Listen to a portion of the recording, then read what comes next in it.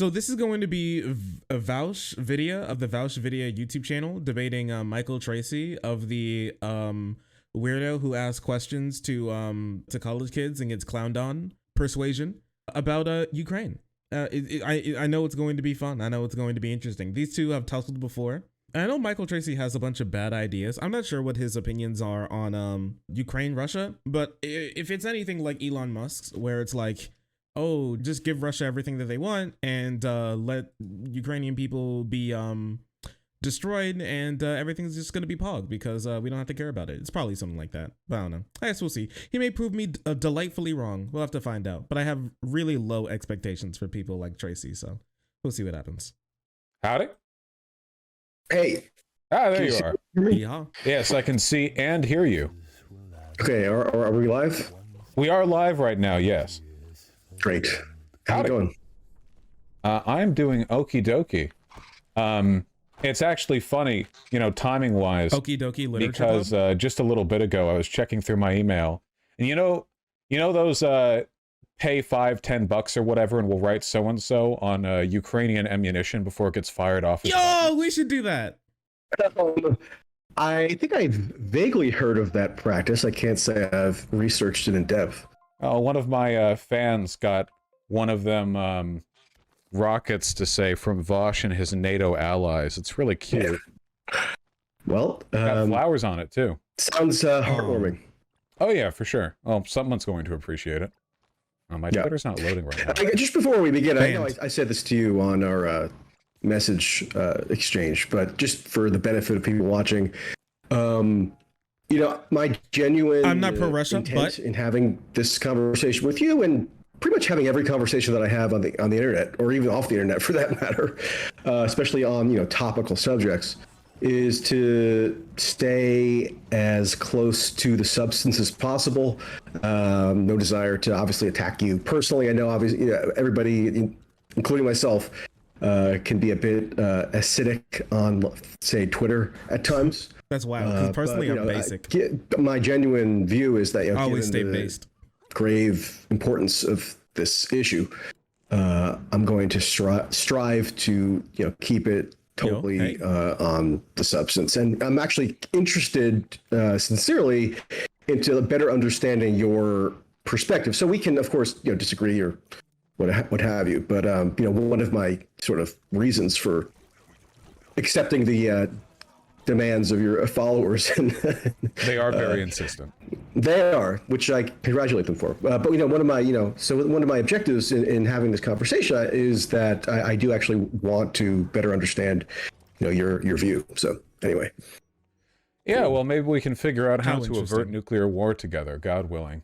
Oh, yes. Some people ask, like, why I haven't decided to speak on the whole, like, nuclear threat thing for a little while. The main reason is because, well, we'll get into it a little bit later, but I'll just say generally, the main reason is because I don't feel like it's something that I need to talk about at the moment. The only time I really consume content that comes directly from the Russian government is when, you know, there's a major speech or something, or a press conference from a top official, just like I would for a Ukraine official or an American official. If I could interject real quick, I don't mean where you get your sources from, because I don't know and I can't prove it. So he's like pulling up intent here, but that nobody said correctly, that. Nobody you were one of the people saying that the West was warmongering when they were claiming that Russia planned on invading Ukraine, which they did. You were one of the people who said that NATO expansionism up to Ukraine was an instigatory factor, and that Russia was acting out of a perceived self-defense. If I recall correctly, you made that claim. Can I just interject real quick, because I would love it. I don't know if you have it in front of you, but I would love if you had terrorism. I would appreciate if you had. I don't know if you do. I mean, and I wouldn't expect you to do like comprehensive research necessarily.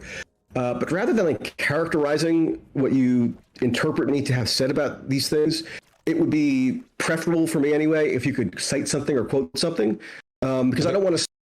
Here, let's see. Let's do a little Google. Michael Tracey. So let's see. We can do a quick little account search, can we not? Michael Tracey. We'll do this. Let's type in his name. Let's go to advanced search. Let's say, let's see, advanced search, exact phrase, bridge from these account, M Tracey. And when would the Crimean Bridge get bombed? When did it got hit with La Bamba, or as they would like to call it, La Bamba? Let's see. It's October. Let's go with October. It was like October 9th or something, right? Let's go with October 7th, 2022 to October, and today is the 13th. Let's go with the 13th. It's just in case if this is another very, very active Twitter user. He loves to tweet. So let's see if we find something out. Ukrainian civilians getting bombed in city centers and Russian civilians getting bombed while crossing a bridge. Both seem like bad outcomes. Such could have been avoided with diplomacy, which the US sought to undermine instead of focus exclusively on military escalation. So just so you know, this is a factually incorrect statement. We all know that like people like Tracey just kind of lie, but I'm not sure if you all knew this, but before this, Russia and America and like the West and NATO generally had been speaking about ways to fix this diplomatically. And one of Russia's just main claims was to say, oh, just force Ukraine not to be able to have a treaty alliance, have like a defense alliance with any other people, because we don't want them to have a defense alliance. And now we can really, think about why they really didn't want them to have a defense alliance. It's kind of like all the other countries that are touching Russia. It's kind of curious how they don't want any of those people to be in a defense alliance. It's kind of strange how that works, Georgia included, right? Also, what came out recently is the fact that Ukraine actually reached out to Russia for diplomatic action to stop war from happening before the war kicked off in February. But Russia completely denied them to be able to come to the table.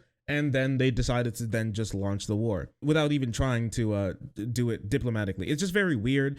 And Michael Tracey is just talking about this. It's very like America centric. We talk about this every once in a while. Like people who touch on this from like this sort of lens, like America this, America that, when it comes to this war, just kind of forget that things happen in the world without America. And there are issues in the world that have been here since before America's founding. And there are going to be issues here since till like after America in the way that we know it today exists, So all of these things are just like, it's just not true that America had some like massive hand in what was happening here. It just didn't. Ukraine wanted a defense alliance because Russia was going to kill them. And Russia didn't want them to be in a defense alliance because they didn't want anybody to help when they started to try to kill Ukrainians. And that's why we're here today. And so here's just this. And then they're calling it a terror bombing of Crimean Bridge. So he's calling it like a terror bombing. He's like pulling up who bombed the Nord Stream pipeline. So he's doing like Nord Stream pipeline conspiracy theories as well. I don't know how you can call even if like the Crimean Bridge was bombed, which I'm going to tell you, I have one conspiracy. Okay. I have one conspiracy. I think Ukraine did not bomb the Crimean Bridge. That's what I think. I think the Ukrainian government actually didn't bomb the bridge. That's what I think personally. Okay. That's my conspiracy. Is that wrong? Is it wrong? I mean, I have no clue, but personally, I don't think that they actually did.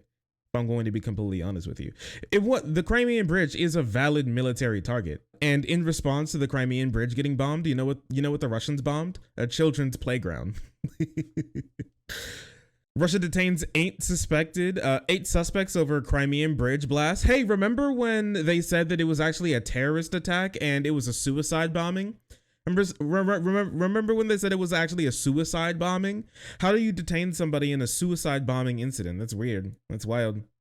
Rail traffic resumed on Crimean Bridge as of Sunday. So also, just so you know, this is factually incorrect. The rail traffic did not continue on the Crimean Bridge. This is not true. It didn't. It was a special operation. It was a special operation. Rail service is actually closed on the Crimean Bridge at the moment because the rails are melted. Remember who's working overtime to justify the truck bomb attacker on a civilian bridge crossing? Okay. Cool memes. Anyways, so Michael Tracey simply lying through his teeth. Spend this entire conversation doing the routine where I say, oh, yeah, I didn't say that, or you didn't characterize that quite. I was just trying to describe what yeah. I meant by touting the Russian line. I didn't mean you got like you went to conferences and got your sources there. I just mean that the prescriptive positions that you've arrived at have generally been ones that line up with the messaging from the Kremlin. But I don't want to, because like it's been like a solid 8 months of war here. To my memory, you've been very consistent to that fact. But it's immaterial either way. We're at the point that we are now. I mean, the most recent things that I recall. Really quickly on that, and then you can go on. Okay. If it ever so happened that the quote unquote line I took incidentally accorded with whatever line was being taken by the Russian government, and it's hard to even really define what these lines are. But let's say that did incidentally I don't really think it at is. one point. You know, the alignment of what I'm saying incidentally with the Russian government would not make whatever I'm saying ipso facto incorrect simply on the grounds of that alignment. Just as if I happen to say something that quote aligns with what the American government says or the Ukraine government says, that doesn't make what I'm saying incorrect just because by happenstance what I'm saying aligns with what the government is saying. I'm not saying that you're inherently wrong. Sorry? I'm not saying you're inherently. So wait, He's jumping around a lot. I'm not saying you're inherently wrong for having positions that line up with the public statements of the Kremlin. I think that those are correlatively true because the Kremlin lies constantly and is wrong in almost everything that it says. But I don't think that's inherently the case. All these positions can be attacked individually based on their own merits, not just for their association. Let's put it this way: if and I agree, of course, belligerent states, which Russia is, that are at war and are, propagating their propaganda pursuant to their desire to cheapen up their war aims, are always going to deceive. But so let's say, I don't know, 99% of what Russia says, and this is just, a thought experiment, 99% of what Russia says as per its quote official line is a lie. Okay. And what I say, I don't know, aligns with something like 5% of it. I mean, I'm just throwing numbers out here just for the sake of illustrating this point. Does the fact that... So I don't know. So just so you know what he's doing is he's shadow boxing with something that he's just read on Twitter at the moment. He's not actually responding to what Vaush has said, because what he has said has not been it's not anything like what he's like describing here. He's like, well, I mean, sometimes things that I say line up with them and sometimes it doesn't, but does that mean I'm like inherently wrong? Vaush hasn't even gotten there yet. Haven't even gotten there yet. He's fighting like the last thing he heard somebody say about him on Twitter, not like what's actually going on at the moment. It's very strange. Also, it seems like it's probably a product of being online too much, if I'm going to be honest with you. It's simply that when he has something to say, it just seems to line up with like the propaganda that he's given. And it seems like, honestly, the problem here is not like, oh, you're evil and you just like hate Ukrainians or something. It just seems like the way that you get your information is like fundamentally flawed for you to end up to have these positions that you have. I would be really curious to find out how he gets his information and how he filters it through his own mind to understand how these issues happen. I therefore do not align with 94% of the quote unquote Russian lies. I mean, does that redound to my credit at all and kind of demonstrating that I'm not just this mindless parroter of whatever Russia happens to be saying? So to be clear, my issue here is not for itself the alignment of your points. It's that okay, good. Well, that's good to establish, actually. It's that almost everything that you've said on Twitter that I have seen has been wrong. The fact that it lines up with the propaganda. Wait, hold on. Stop. I just want to be clear. I'm happy to talk about any of these things individually. Okay, this is a correlative thing. Putin lies all the time. Of course, warring governments are bound to be, somewhat distrustful, regardless of their general moral disposition. But in this case, like, these are fairly big lies. The most recent stuff that I recall, framing the attack on the Crimean Bridge as terrorism, the nuclear war shenaniganry, and you kind of sort of understanding that the logical conclusion of saying America shouldn't provide arms to Ukraine would have been like, well, maybe we shouldn't have gotten involved in World War II as well.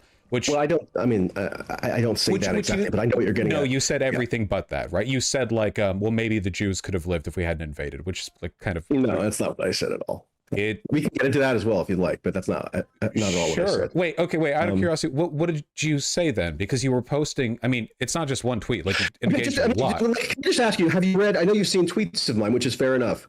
Have you read any of the many articles that I've written that expound on these points in written form?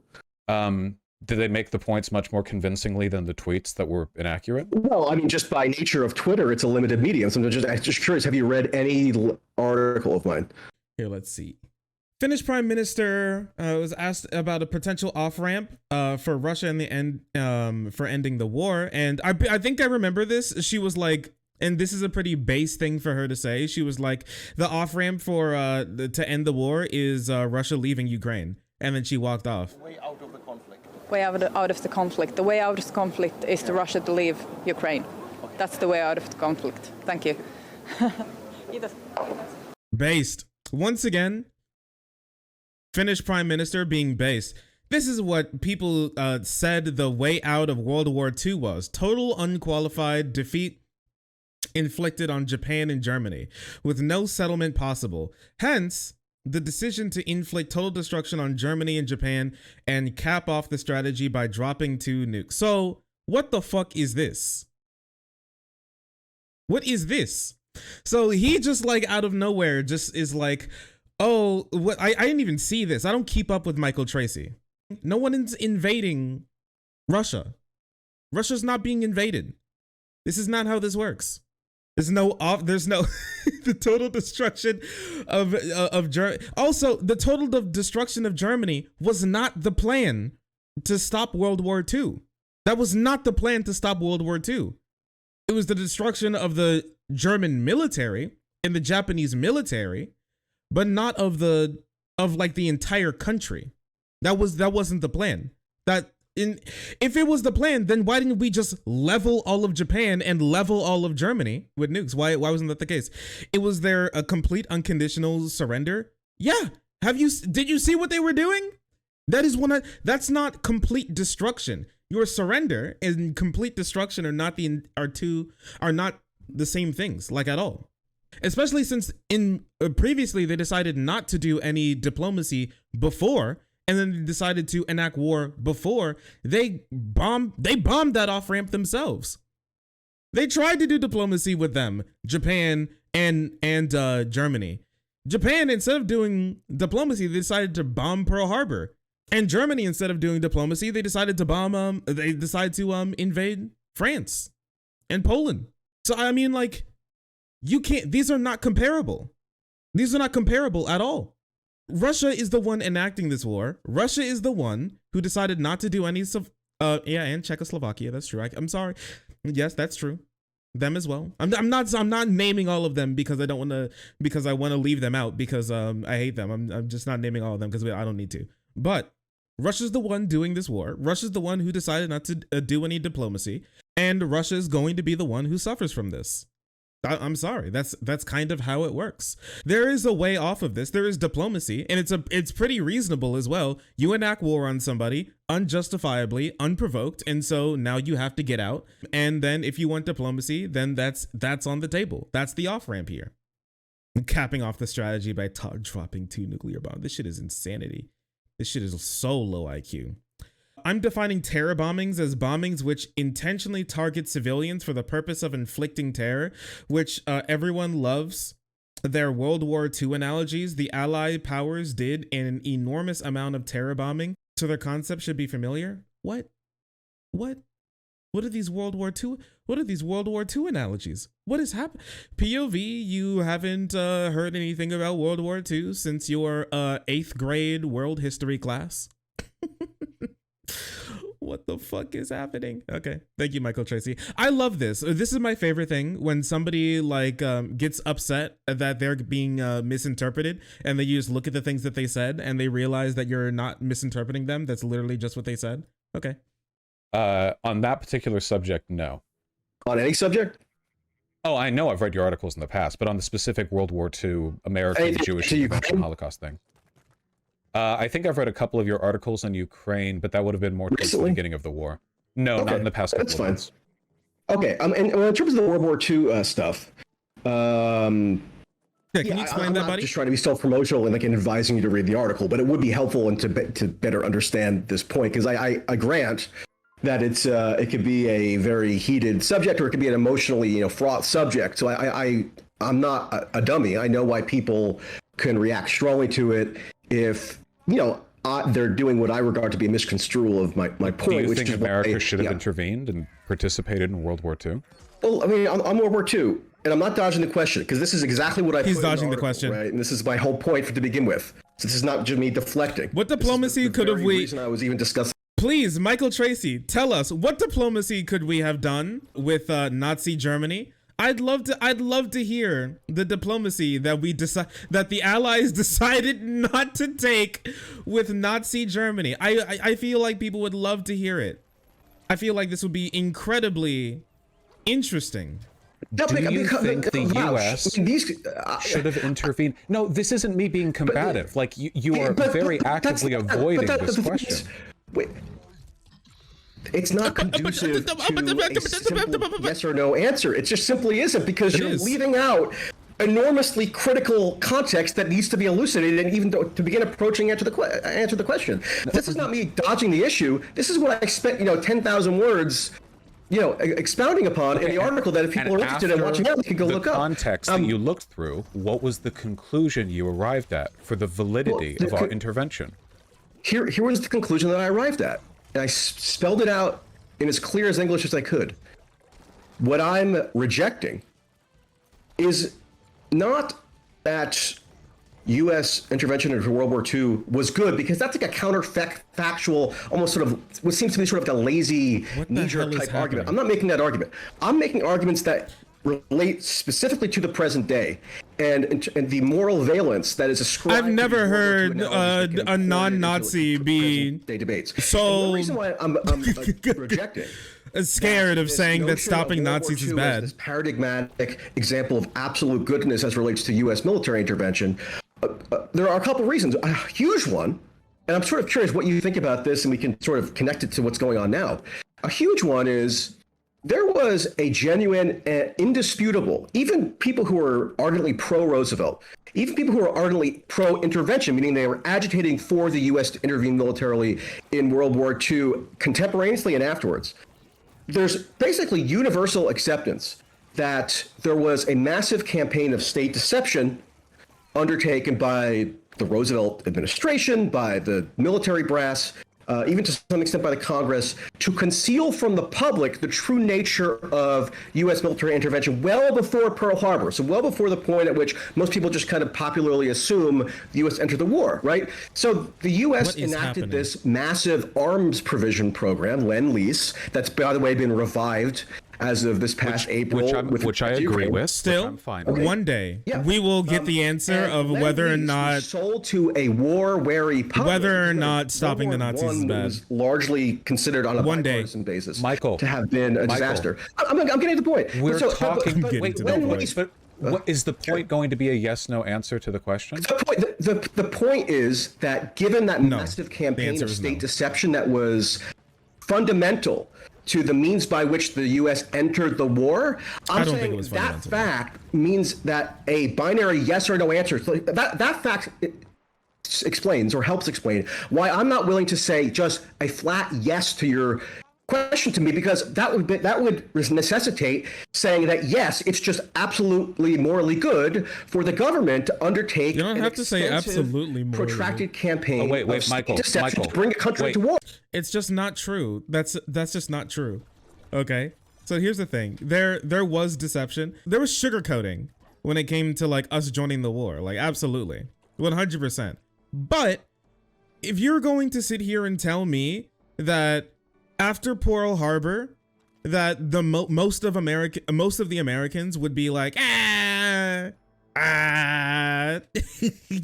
don't think that we should join this war. I mean, sure, it's the worst attack on like American soil that killed the most amount of Americans in like the history of American war outside of the Revolutionary War. But like, maybe seemed like a European problem. I don't think that we should we should keep our nose out of it. Like that's you're insane. You're out of your mind if you think that, if you actually believe that. That's like incredibly low IQ.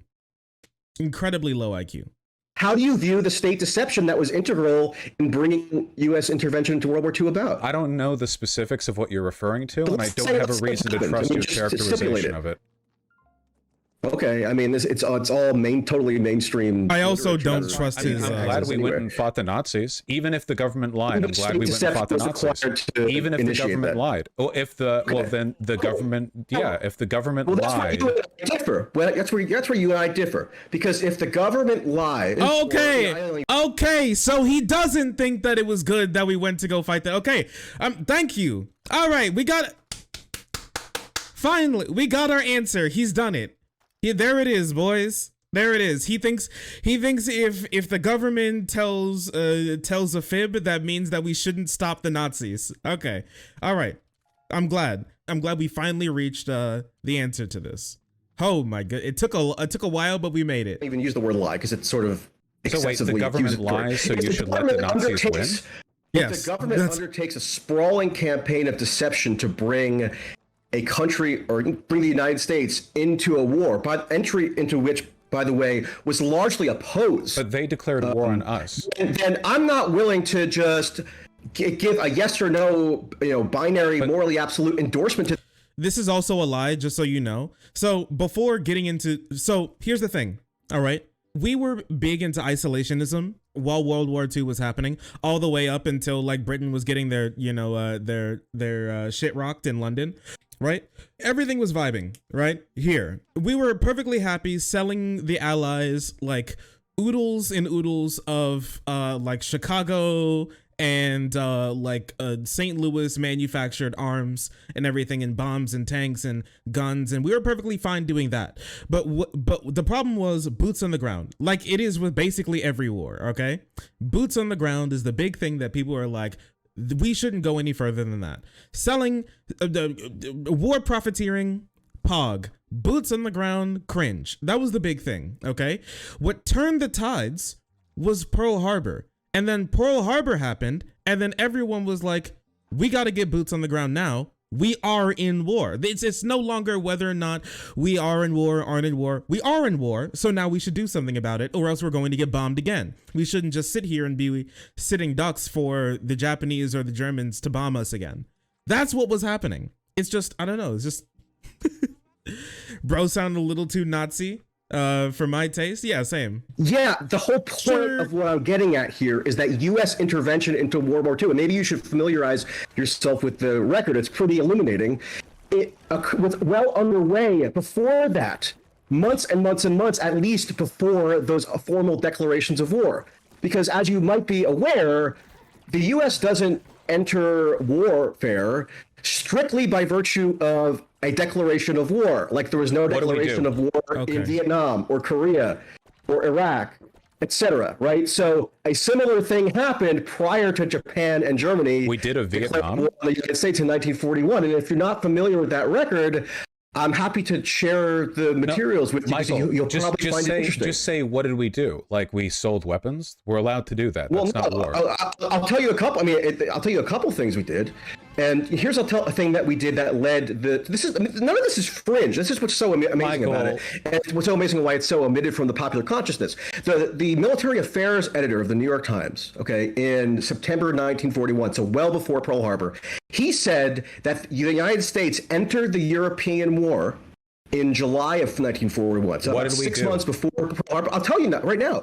Franklin Roosevelt secretly ordered the U.S. military occupation of Iceland and sending a expeditionary convoy into a German war zone. That military occupation, and I'm not even being using a pejorative to call it a military occupation. That's what the U.S. Navy classifies it as in its records. So just so you know, even though we didn't formally declare war on Vietnam, the Vietnam War was actually approved by Congress. Okay, so just so you know that.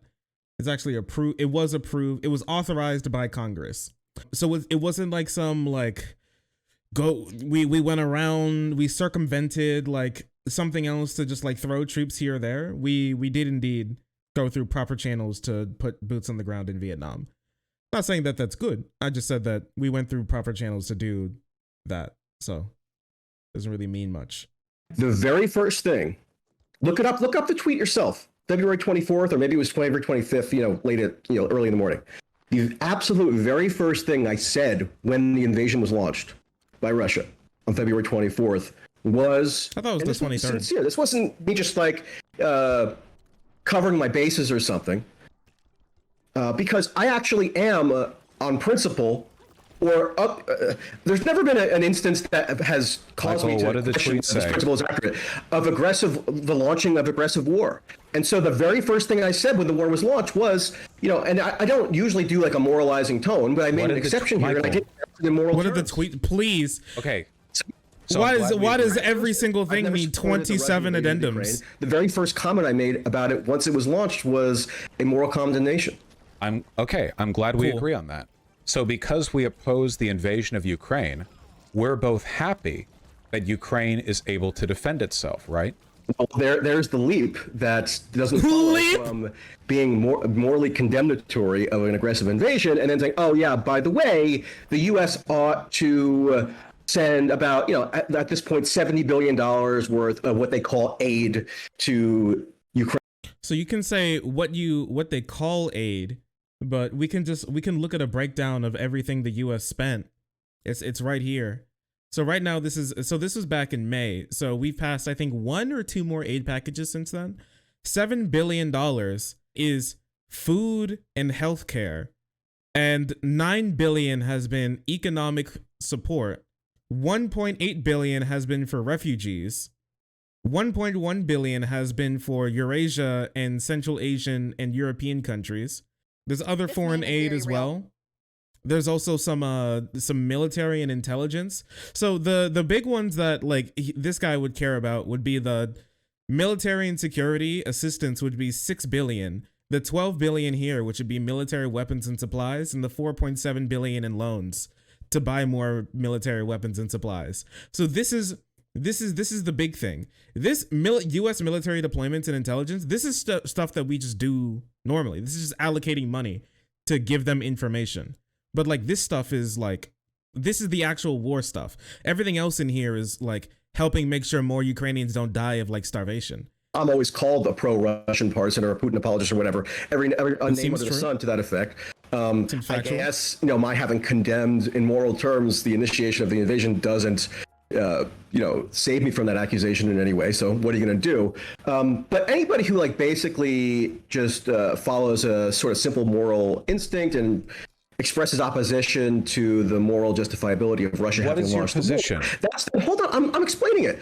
That's then he's shadow boxing again. Kind of leveraged to say, okay, therefore, because you have an initial moral opposition to the launching of the war itself, that means you're somehow kind of eternally obligated to support every pro-war or pro-intervention measure that the United States, NATO, or whomever decides to launch. And that's not a logical leap. No one said, why are you stupid? Why is he stupid? Why did he decide to just be stupid? What's going on with this guy? Genuinely. Nobody said if Russia invaded Ukraine and then NATO was like, all right, time to nuke Russia. I think most people would be like, no, that's not the correct step to take. The Intercept reported last week that Joe Biden issued what's called a presidential covert action finding to authorize the deployment, of boots on the ground, U.S. military operations inside Ukraine itself physically. Now, we don't have a whole lot of factually verified insight into what they're doing. You can draw inferences because they're engaging in this whole armament provision process. That the U.S. actually is operationally coordinating combat action with the Ukraine government. But we don't know it's true with exact precision what they're actually doing. But we do know that they're probably wearing boots. That's probably fair to say. And they're probably walking on the ground rather than levitating in slippers. So that's probably incriminating itself physically. Now, we don't have a whole lot of factually verified insight into what they're doing. You can draw inferences because crazy. So CIA thought Putin would quickly conquer Ukraine. Why did they get it so wrong? High-tech surveillance may have blinded U.S. to how corrupt and weakened the U.S. military is. He said the word covert. Secret U.S. operations inside Ukraine are being conducted under presidential covert action findings. Spurred the Biden administration to secretly withdraw some key U.S. intelligence assets from Ukraine, including covert former special operations personnel. on contract with the CIA. The CIA was already planning on how to provide covert support to Ukrainian insurgency following the Russian military victory. Current and former officials said, U.S. secret operations inside Ukraine being conducted. Wait, we already had people who are in Ukraine. We already have. So what he's saying is that the intelligence people that were assigned to be in Ukraine are in Ukraine. Damn, that's crazy. You're telling me the CIA is somewhere where near like a war with Russia? Damn, that's just crazy. Who could have seen this happening? Yeah, CIA operating near Russia. Shit. Oh my gosh. Big brain, big brain. Indicates the president has quietly notified certain congressional leaders and the administration's decision to conduct broad program of clandestine operations inside the country. One former special forces officer said that Biden amended the pre-existing finding originally approved during the Obama administration that was designed to counter malign foreign influence activities. A former CIA officer told The Intercept that Biden's use of pre-existing findings has frustrated some intelligence officials who believe that the U.S. involvement in Ukraine conflict differs so much from the spirit of the finding. The merit. The CIA spokesperson declined to comment. Is that it? So what we've gathered from this, which is truly incredible, is that there are CIA operations and CIA personnel operating inside of Ukraine and giving Ukraine intelligence. We already know that is this really unique? We already know that we're giving Ukraine intelligence.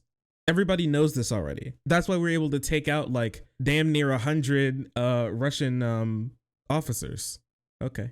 I looked through the article. You should publish it, right? I don't even think the article says what you think it says. It talks about amending a previous. What do you think it says? Have you read it before the stream? I just read it right now while you were. Okay, so you read it live on the stream. Okay, I read it prior to being on a Twitch stream. That's very okay. impressive. I'm good for you. I'm aware. So I'm happy for you. That it says Biden issued a. It's effectively an order. It's called a presidential covert action finding, where it's like a written statement authorizing certain secret military operations. In fact, interestingly, one of the most notorious examples of this ever being done was in 1985 when Ronald Reagan signed the exact same type of order to initiate, what were then technically illegal transport Not Ronald Reagan to Iran.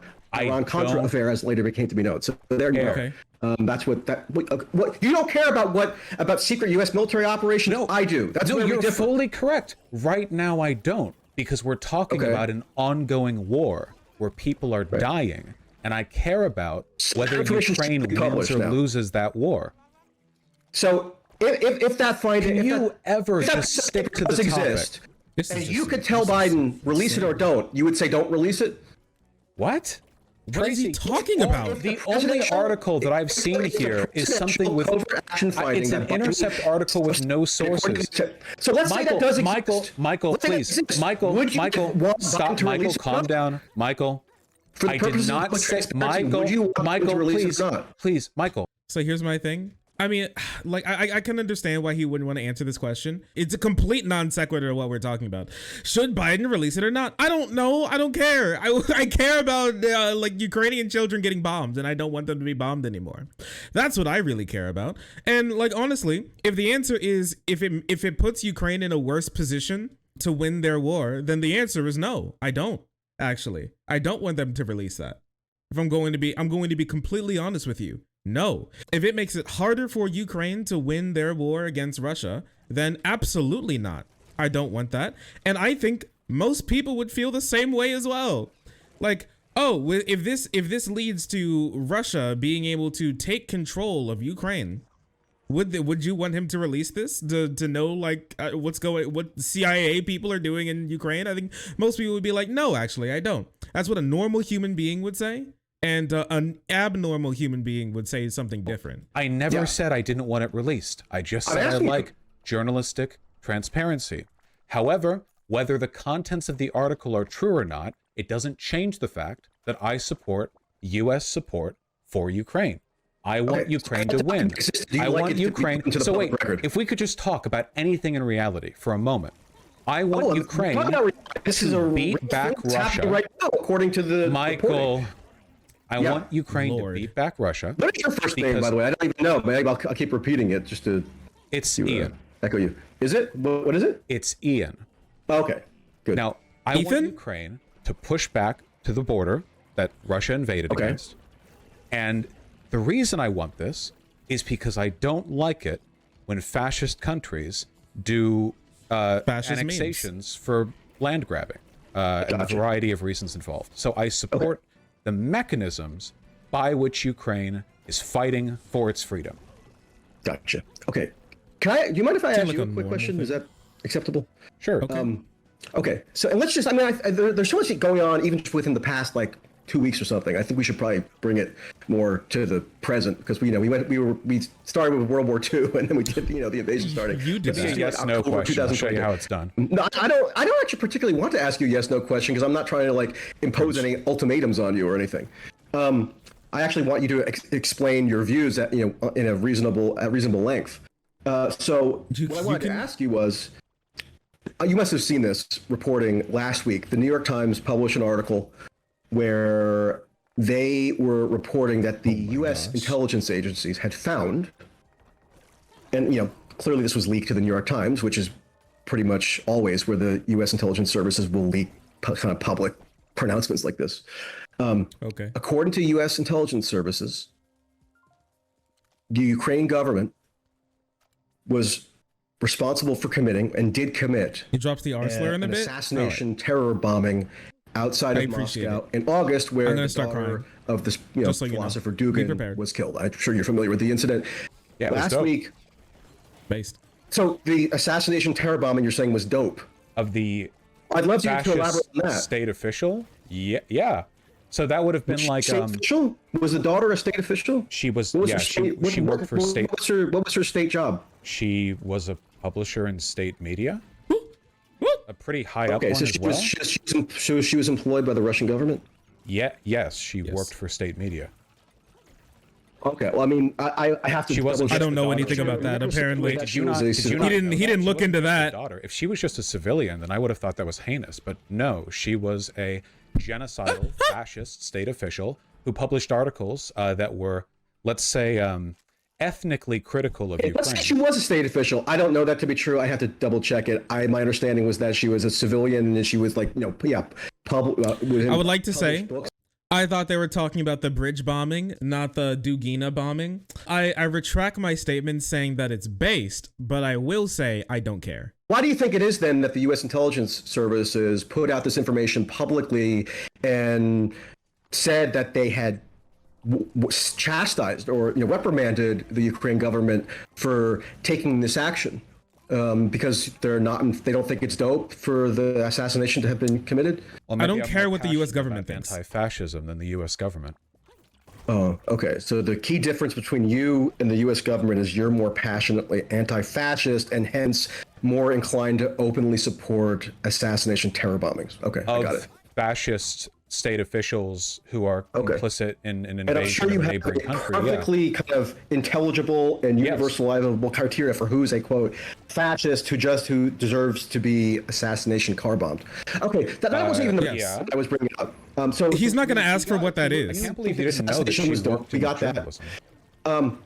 Why do you think it is then that when top Ukraine officials, top advisor to Zelensky in the president's office in Ukraine, when after this attack took place in August, obviously he addressed it on state television in Ukraine, and he vehemently denied that Ukraine carried out the attack because he said if it had carried out the attack, that would have made Ukraine a terrorist state, and Ukraine is not a terrorist state.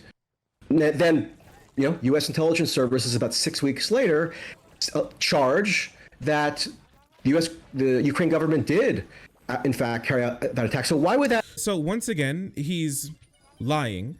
The U.S. state officials did not say that they know that Ukraine did it.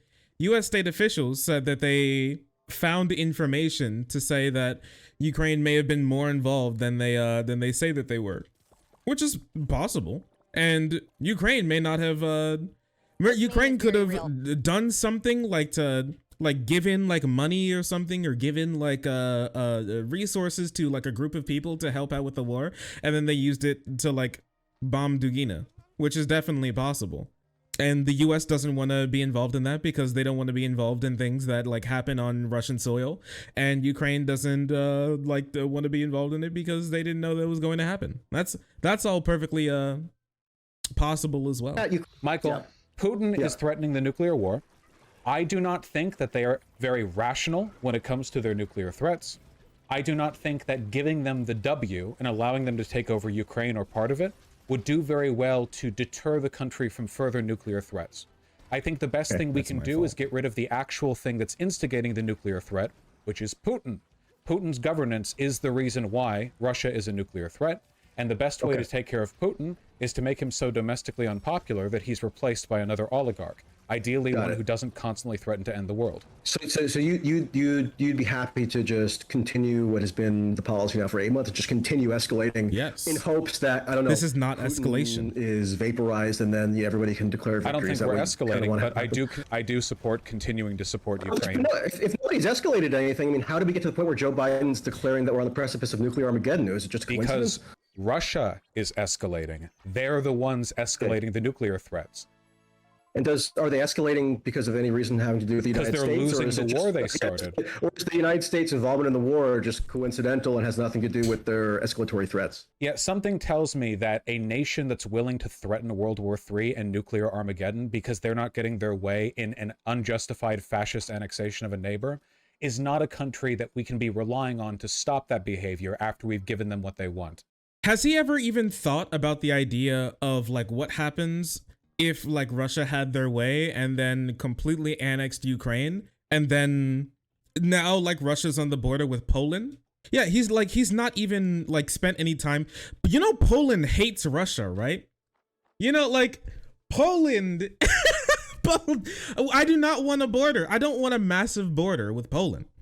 I don't think anybody would want a massive border with Poland. Nobody wants a massive want Russia to have a massive border with Poland. That's bad, actually. Things would go really bad really quickly, because now they're bringing NATO expansion to their own borders. It's almost like that's not what they really cared about, and what they really cared about was just like rebuilding the USSR and being insane. It's wild how that works out. He's stupid. Their behavior is initially irrational.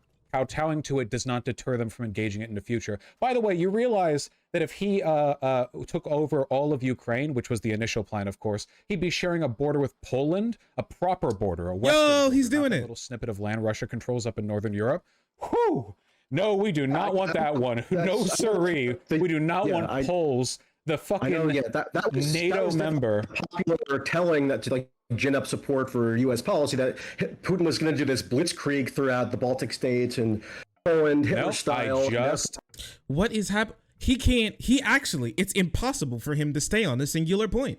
He physically cannot do it. He can't do it. It's impossible. It hurts him. It brings him so much pain and sadness to talk about a singular thing. Here's an example of appeasement failing. Here's an example. Michael, Crimea. When they annexed Crimea, what did they do? What about the Minsk agreements 1 and 2? What did Russia do? They never pulled back out of the Donbass. You can't give a historical example of appeasement failing so spectacularly other than Neville Chamberlain, which is the one that everybody I just gave you. Is he even listening? I just gave you what? Crimea. Okay. Yes, they annexed Crimea. That was appeasement now. They invaded the Donbass in 2014. Michael, they invaded the Donbass in 2014. Russia opposed the Minsk Accords and failed to abide by both of them, failing to withdraw troops from the Donbass. All of the attempts at appeasement in Ukraine from 2014. Michael, yes, all of the and NATO did too. Yes, in Ukraine from 2014 onward were just attempts by Russia to delay the opposition, which was exactly what happened with Adolf Hitler. The appeasement just gave him time. Happened with Adolf Hitler in 2014 and appeased Putin? What? Who appeased Putin? You're saying Crimea was an example of appeasement failing, right? Okay, who did the appeasing? It must have been Barack Obama, right? He was with Obama. Yes. Did Barack Obama do just what was done with Hitler and appease Putin in 2014? Yes, that was a huge criticism of Obama's administration. Yes. Okay, that's a compelling theory. Wait, have you never What do you heard mean that theory? before, that people think that Obama didn't do enough to That Obama like did a Hitler enabling thing in 2014. You've never heard that maybe before? in some of the most like hardcore, like John McCain style ramble. What is happening? Why is he being so snarky and so stupid at the same time? NATO literally says this. Oh, wait a second.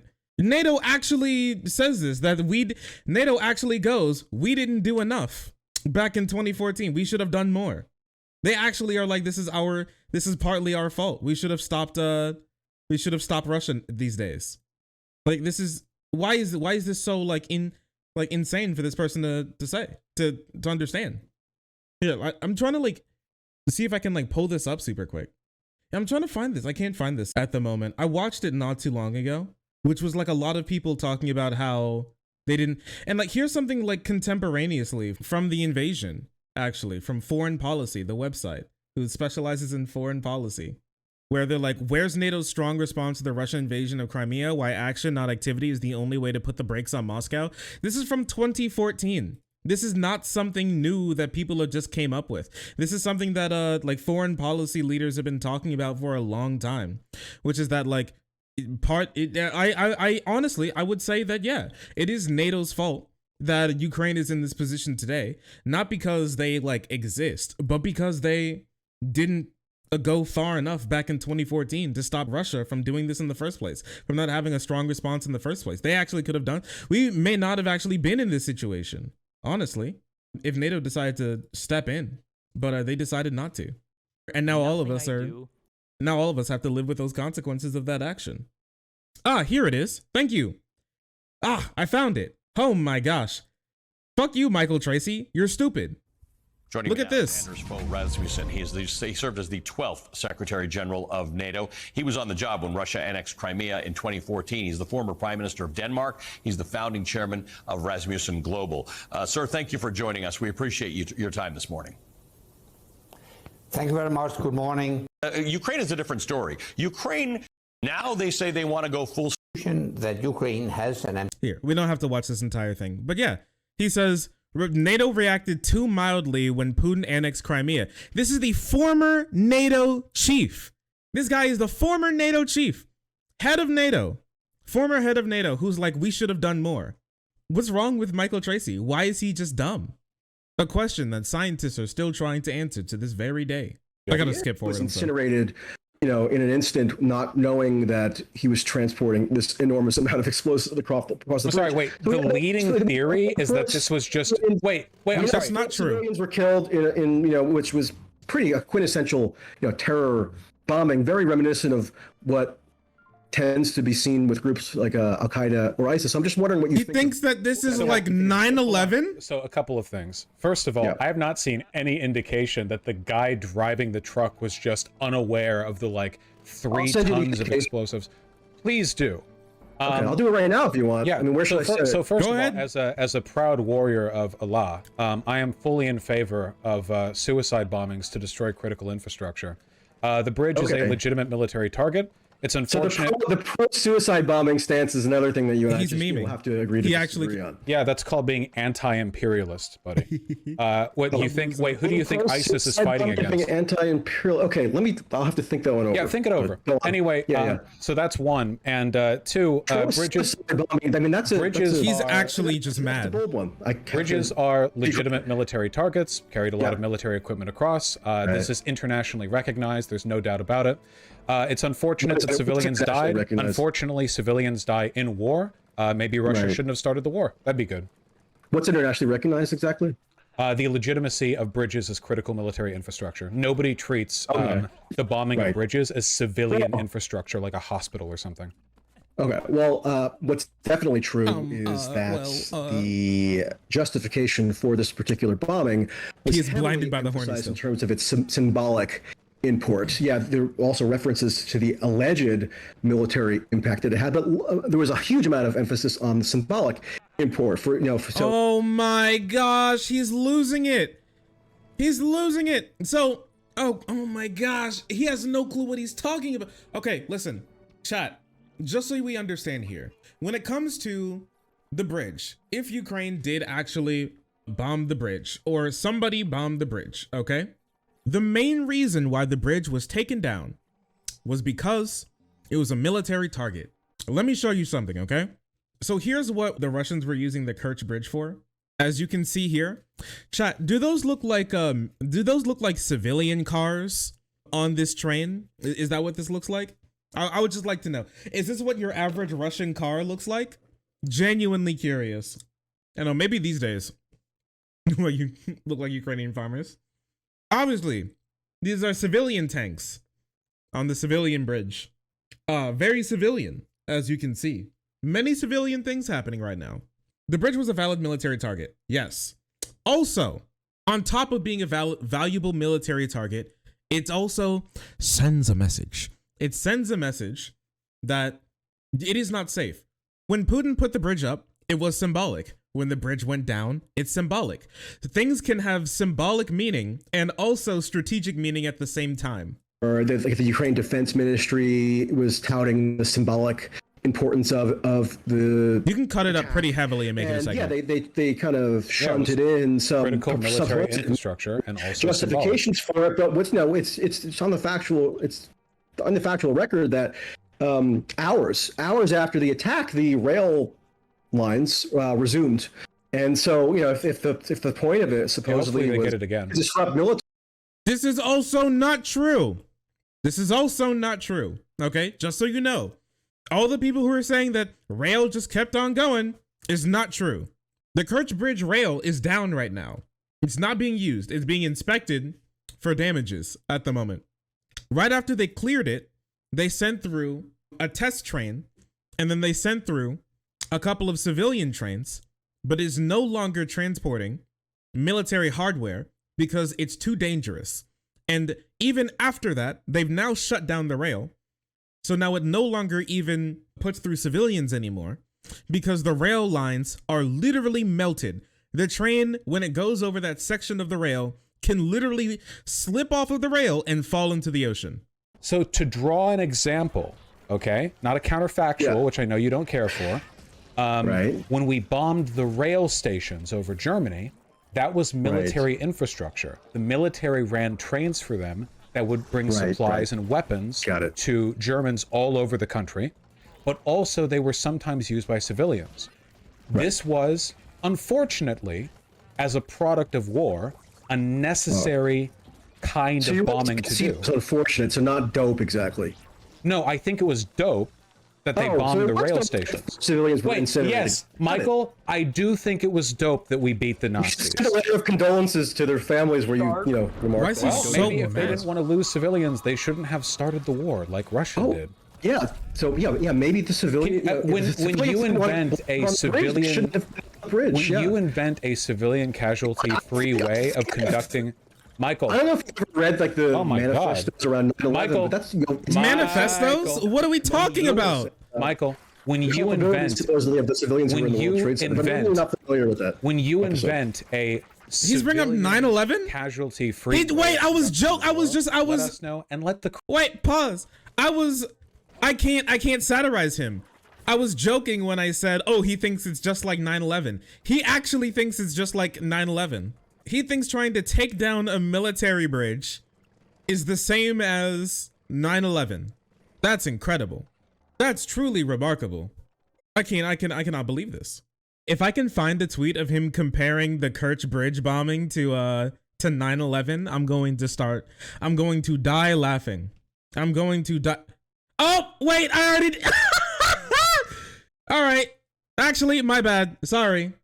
My bad. Here it is. Actually, I was like, oh, he's right. He didn't actually write it. He is actually parroting tweets that he has already written. I'm not parroting tweets that I've written. This is insanity. This is insane. How in the world is a bridge and the World Trade Center the same thing in this scenario? How, brother? How can you do this? What's happening? Yeah, he thinks the tweet's pretty dope. So I hope you all learned at least a little something here. I think my like biggest thing is to help you all understand like these like pro-Russian talking points, whether or not they would like to call them pro-Russian. talking points or whatever, it doesn't really matter the intent. What matters is the effect and the actual substance of what you say. Vaush was right that everything that Michael Tracey says on this issue is just factually wrong and a lie. And it also helps the Russian narrative that is the war isn't all their fault and they're just killing people for a war of like their imperialist war of conquest, which is bad. We shouldn't allow them to get away with that. That is bad. I learned Michael Tracey is an idiot. Yeah, he's like not the smartest. You know what? He's like a massive encapsulation of everything that I have wrong with independent media. And as someone who is independent media, he is like everything wrong with like independent media, and he's everything wrong with why, even though people have like low amounts of faith in our just like general media, that they'll still be much larger on average than your average person with like a camera. Because your average person with a camera, even though they don't have the same like corporate interests, they do still have interests, whether that is money, whether that is clout, whether that is fame, whether that to even maintain the platform that they have, whether it be relevance, whether it be anything that they have like an interest as well. Don't believe that they don't. And they have, and these days there is almost no, if not, actually, my bad, I don't want to like sugarcoat it. There is no journalistic integrity that you can hold that is like put upon you like forcefully. And that's the massive problem when it comes to these like organizations and these like people who have their own like accounts and everything, because they can't be held accountable for anything that they say, because they're not expected to say anything like of real value, because they're just like some weirdo with a camera at the end of the day, which just Michael Tracey is. Okay, like 99% of the people who call themselves independent journalists, people like Tim Pool, Michael Tracey, fucking whoever, they are just like some weirdo with a camera at the end of the day. That's literally all they are. And sometimes their reporting can be good. A lot of time their reporting is actually incredibly ass and should not be listened to, because they don't have to be held to any journalistic rigor. I'm sorry, when you can pull up anything you want when it comes to the New York Times that they've done wrong, the people, when it gets found out that they don't follow journalistic rules and ethics, you know what happens to them? They're fired. Do you think that Michael Tracey can be fired from his job? What's his job? Posting shit to Twitter and then soaking up Patreon money? It's like, no, you can't. He can't be held accountable for anything that he says wrong. He can't be held accountable for not doing any research. He can't be held accountable for just being a dumb piece of shit. He can't. He just can't. Except for his audience. That's the only possible way that he can, is by losing some of his audience. And it's really difficult, especially when you're saying things that your audience wants to hear. Then I would even argue that it is impossible for you to be held accountable outside of you being deplatformed. And honestly, some of these people absolutely deserve to be. I'm going to say it. I think your average independent, massive air quote, independent journalist is doing far worse damage to the nation, to our like media infrastructure, to media literacy, to all of these things than like CNN, MSNBC, CBS, and MSN combined. Okay? All of them combined. Because combined, I'm pretty sure like independent media makes up a pretty large share of the amount of like content that people consume daily as well. It's just not okay that people are allowed to do this. Like on like a broader level, this sucks a lot that he's able to do this and honestly get away with it as well. It's bad for all of us. Like the big reason why like COVID denialism, conspiracy theories, January 6th, like all those people died at January 6th, all those people died of COVID who didn't want to take the shot because they thought it was going to turn them into an alligator. Like people like Joe Rogan and other people all played into that. They're causing actual deaths, and we have still no word from any of our leaders on how to regulate these people, what they say, and the damage that they can do to society. Michael Tracey is only a microcosm of that. He's not even that big compared to like a lot of other ones, but he's just as bad, if not worse, because he tries to think of himself as an actual like independent journalist following ethics when he's just like a college dropout who makes money by posting on Twitter.